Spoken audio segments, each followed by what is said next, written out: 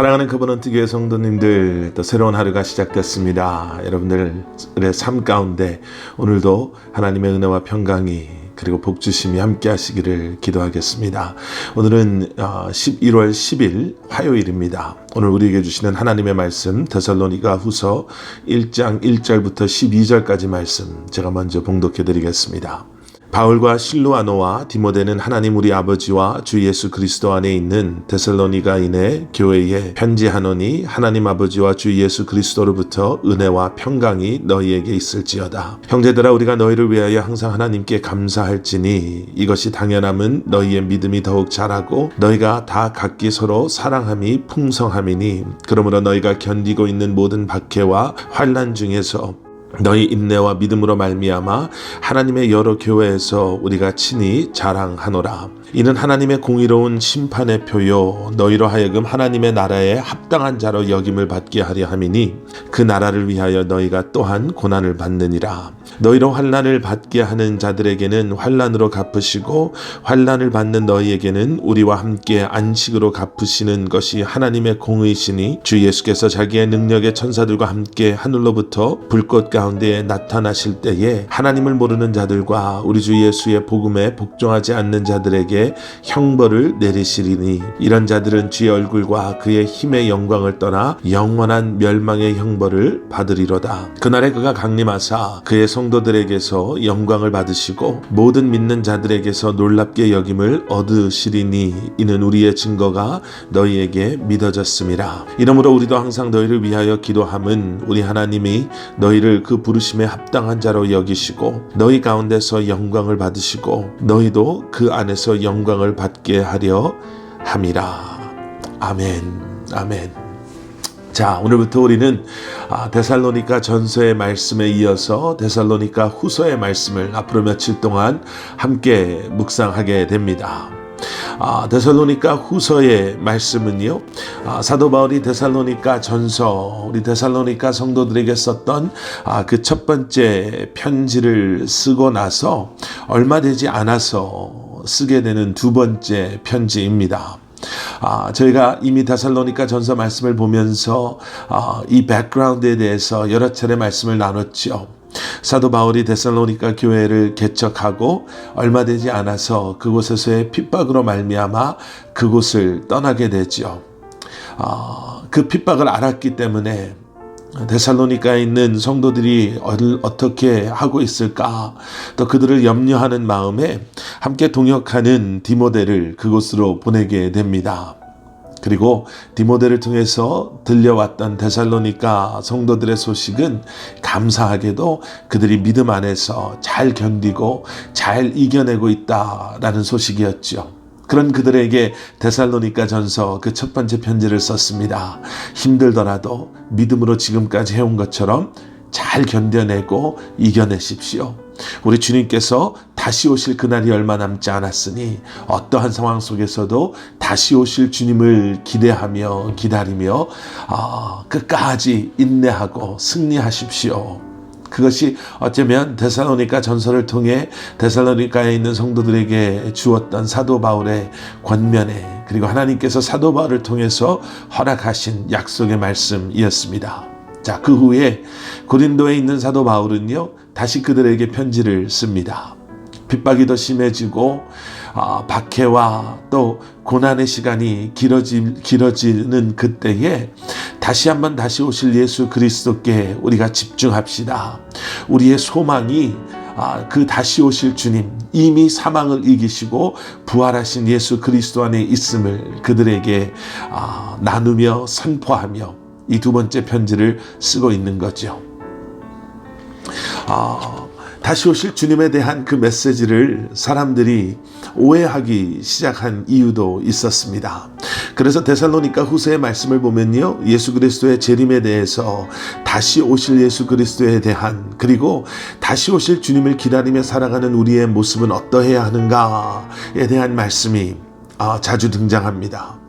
여러분, 우리도 한동안 이단의 잘못된 가르침 속에서 많은 사람들이 오해하고, 그리고 어리석게도 온전한 신앙을 지키지 못하고 그러한 분위기에 휩쓸려서 잘못된 선택을 했던 것, 우리가 그런 것들을 많이 경험하고 듣고 우리가 보았었습니다.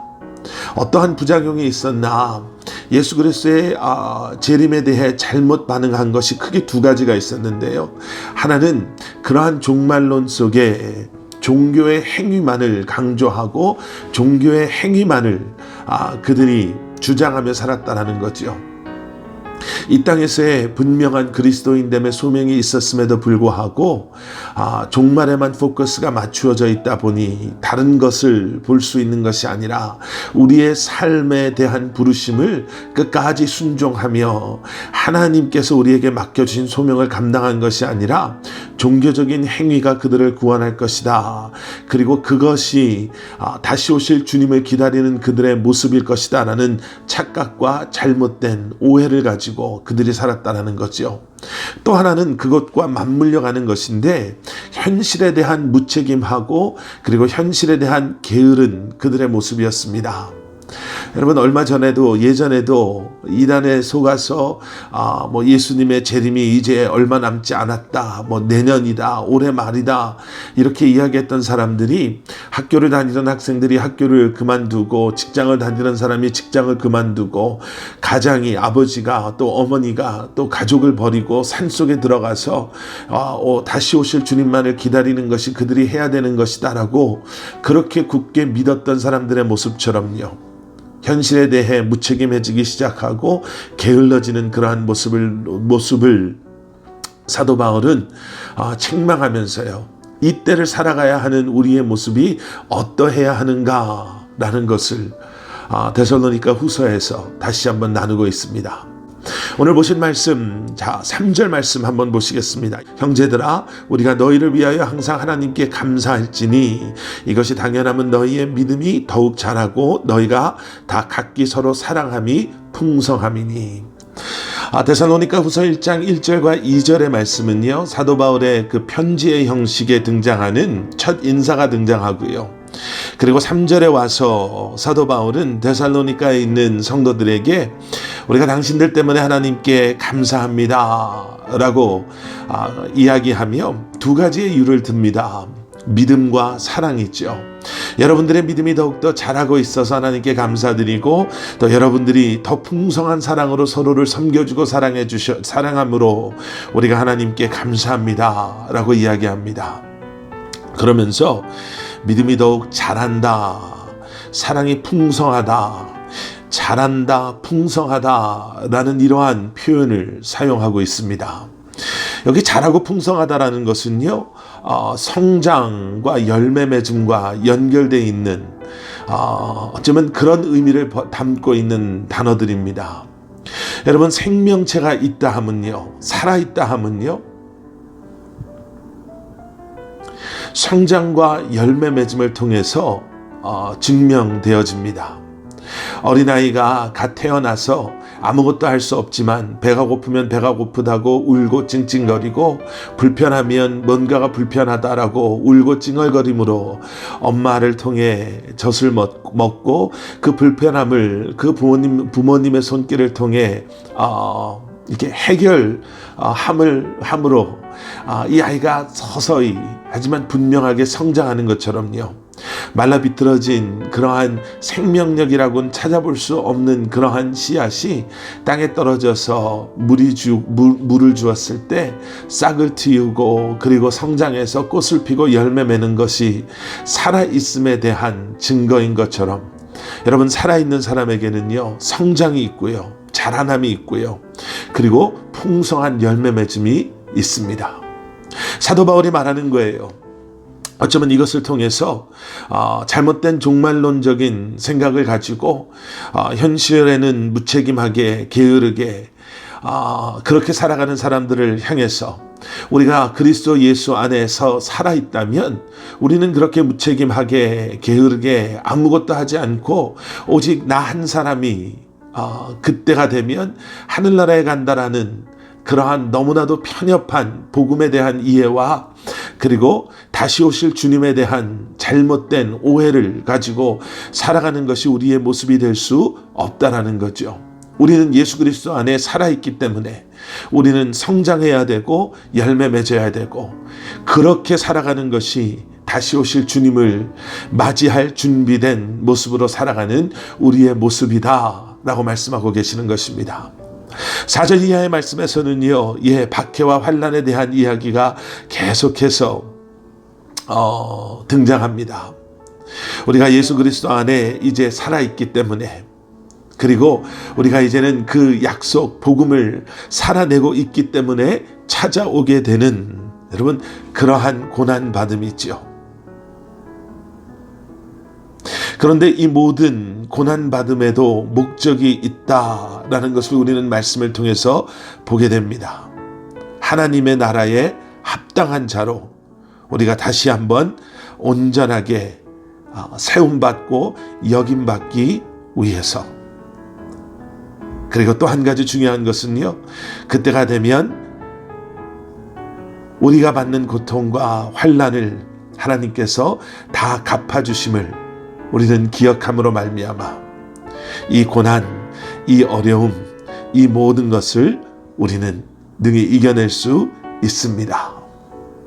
11절과 12절에 사도 바울이 그러한 그들을 향해 기도합니다 라는 고백이 있죠.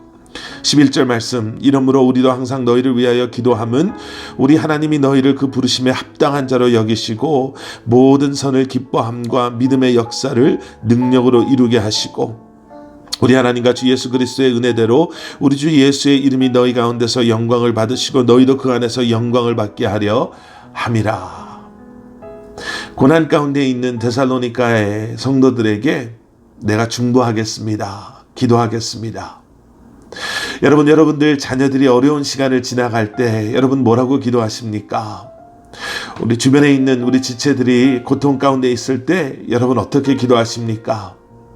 경제적인 어려움, 육신의 아픔, 또 새로운 삶의 시작을 앞두고 준비하는 우리 사랑하는 지체들을 위해서 여러분들은 어떻게 기도하십니까? 우린 당연히 하나님 이 고통 걷어가 주십시오.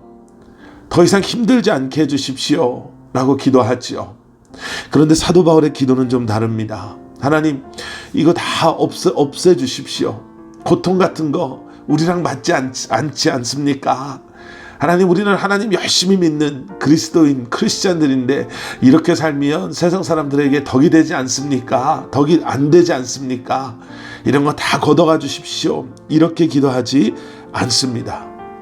고통과 환난과 핍박의 사라짐을 위해 기도하는 것이 아니라 이러한 상황 속에서도 하나님의 부르심에 합당한 자로 모든 선을 기뻐함과 믿음의 역사를 능력으로 이루게 하여 주시옵소서. 여러분 이렇게 기도하고 있습니다. 하나님, 이러한 상황도 하나님께서 허락하신 것이고 이러한 삶도 하나님께서 우리에게 허락하신 것이오니 하나님의 일, 그 선을 기뻐함으로 이루게 하여 주시고 믿음으로 이 모든 것을 이루게 하여 주시옵소서. 12절에는 뭐라고 마지막에 기도합니까? 우리 하나님과 주 예수 그리스도의 은혜대로 우리 주 예수의 이름이 너희 가운데서 영광을 받으시고 너희도 그 안에서 영광을 받게 하려 함이라. 아멘. 그래서 그러한 우리를 통해 주님이 영광 받아주시고 주님의 영광이 우리의 영광 되게 하여 주시옵소서. 여러분 오늘도 이러한 마음, 이러한 기도, 이러한 결단하심으로 어렵고 힘든 때를 지나가고 있지만 믿음으로 능히 이겨내시고 선을 이루시고 주님의 영광을 드러내시며 주님과 함께 동행하시는 여러분들 되시기를 주님의 이름으로 간절히 축원합니다. 기도하시겠습니다. 사랑의 아버지 하나님 감사합니다. 어떠한 상황 속에서도 우리를 부르시고 우리와 함께 하시고 우리에게 힘 주시고 능력 주시는 주님의 도우심으로 다시 오실 주님을 기억하고 바라봄으로 말미암아 믿음으로 승리하는 저희 한 사람 한 사람 되게 하여 주시옵소서. 예수 그리스도 안에 살아있음을 기억하게 하셔서 우리의 믿음이 자라고 우리의 사랑이 풍성한 열매 맺음으로 말미암아 주님께서 영광 받으시고 그 안에 아버지 하나님 우리에게 허락하시는 기쁨과 또 그 안에 우리에게 허락하시는 주님의 은혜로 이 한날도 살아가는 저희들 되게 하여 주시옵소서. 예수 그리스도 이름 받들어 간절히 기도드렸사옵나이다. 아멘.